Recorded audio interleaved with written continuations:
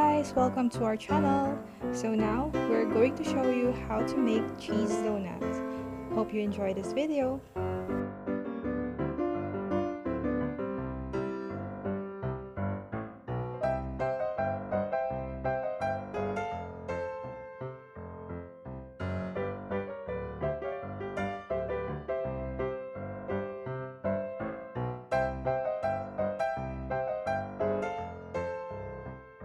So, ito po yung mga ingredients na kailangan natin for this recipe.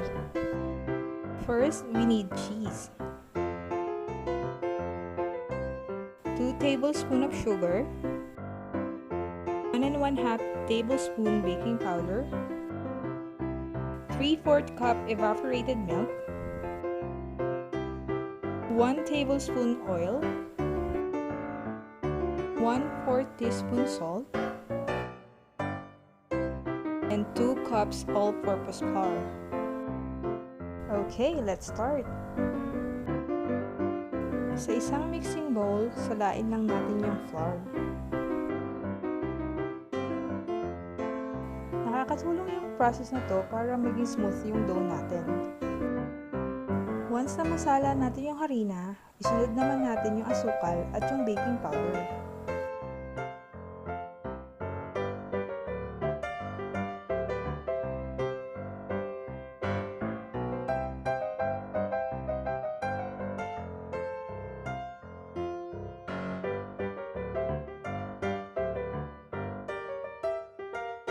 Isunod na ilagay ang asin, gatas, at ang mantika.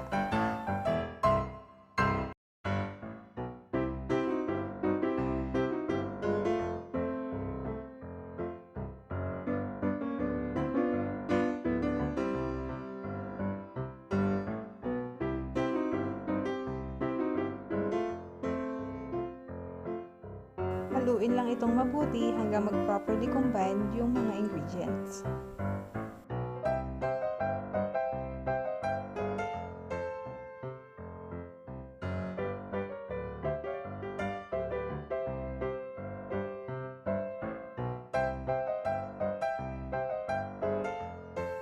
Kapag magkakahalo na yung sangkap, pwede na nating simulan ang pagmamasa ng dough.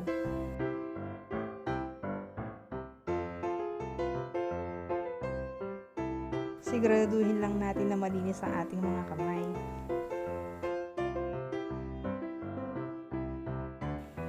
Kapag medyo sticky yung dough, pwede naman tayo maglagay ng kaunting harina.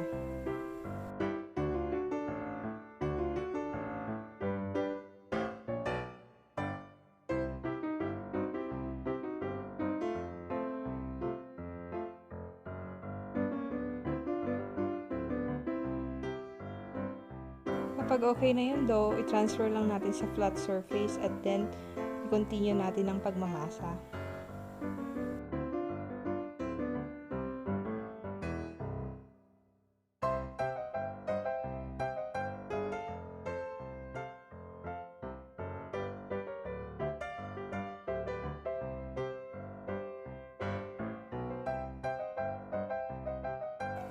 Be patient lang sa pagmamasa guys kasi medyo matagal na process to at nakakapagod. Sobrang importanteng process kasi ng pagmamasa kasi malaki ang naitutulong nito para maging malambot yung donuts.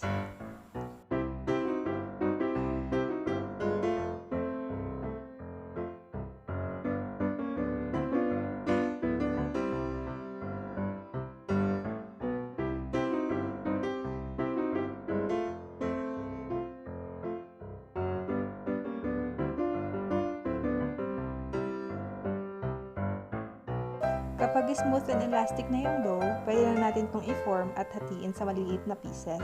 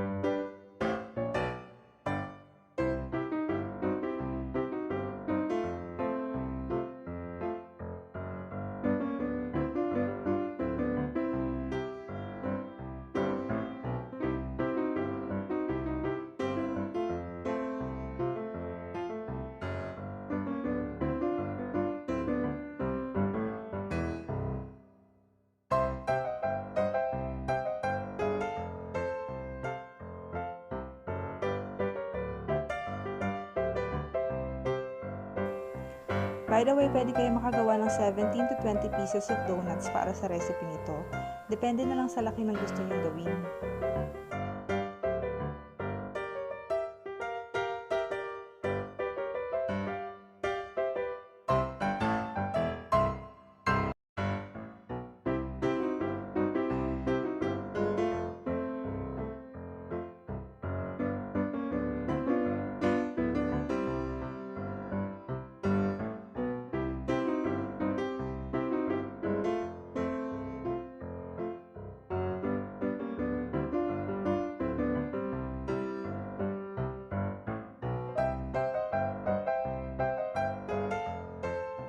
Kapag nahati nyo na sa maliliit na peraso yung dough, pwede nyo nang simulan ang paglalagay ng cheese.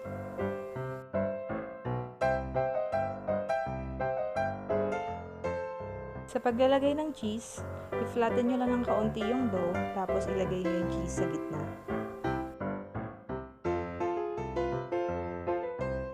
Bilugin nyo lang ito gamit ng inyong mga kamay at siguraduhin nakasarang mabuti kasi may tendency lumabas yung cheese pag piniprito ng mga donuts.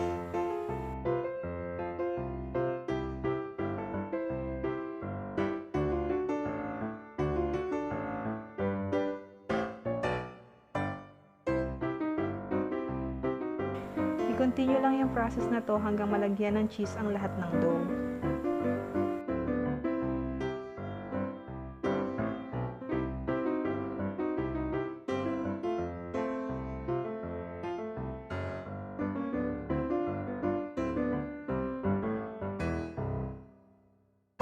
Ayan. Ngayon, pwede na tayo magprito.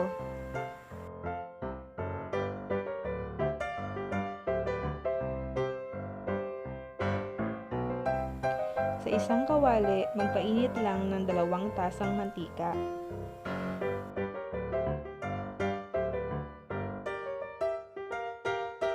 At simulan nang iprito ang mga donuts sa mahinang apoy.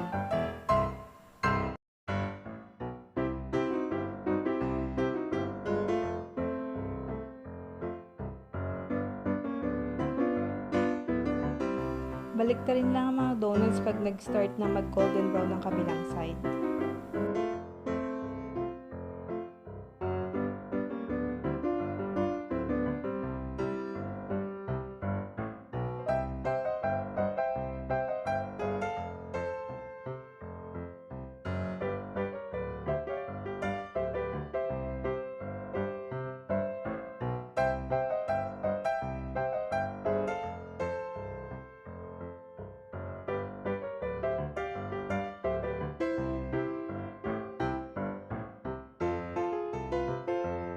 Kapag golden brown na ang buong donuts, ibig sabihin luto ng mga ito.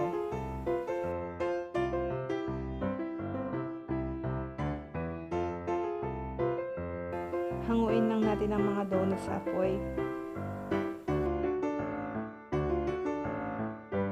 At ilagay sa isang plato na may paper towels para ma-absorb yung excess oil. I-continue lang natin ang pagprito hanggang malutong lahat ng donuts.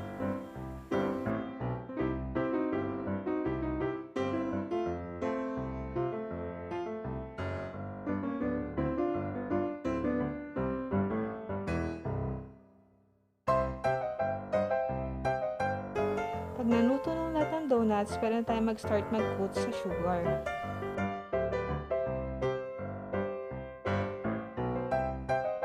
Sa isang mixing bowl, maglagay lang ng kaunting asukal at pagulungin ang mga donuts.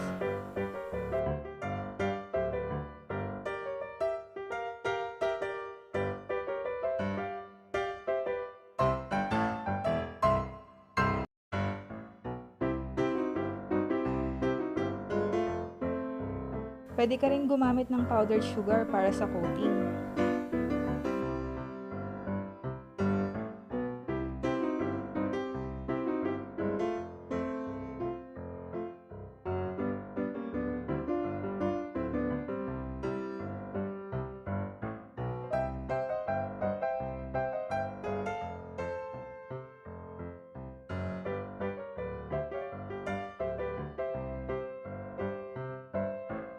Once all the donuts are coated, you can now serve it and enjoy.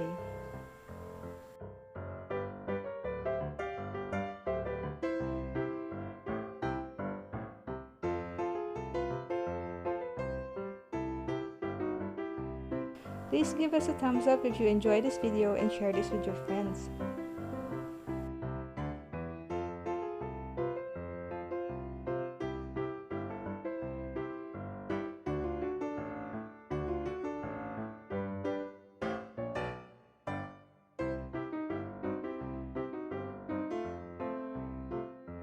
Also, do not forget to hit the notification bell to get notified for your future videos.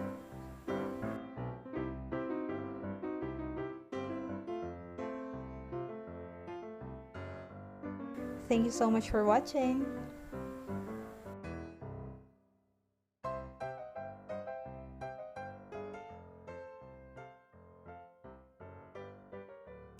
Don't forget to subscribe.